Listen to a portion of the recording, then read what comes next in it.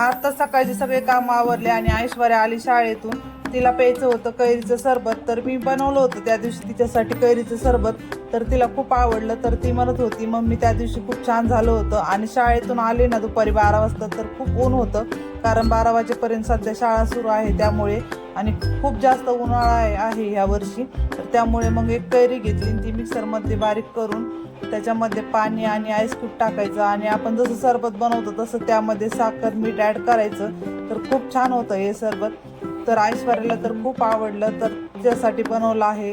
तर हे बघा इथं तयार झालेलं आहे. उन्हाळ्यामध्ये मुलांना असं थंड थंड प्यायला खूप आवडतं, आणि आमच्या ऐश्वर्याला आणि ईश्वरीला तर खूप जास्त सरबत आवडतं.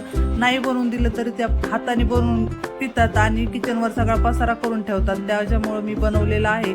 तर आम्ही पितो आता सरबत, तुम्ही पण नक्की ट्राय करा. तर भेटूया पुढच्या व्हिडिओमध्ये, तोपर्यंत बाय.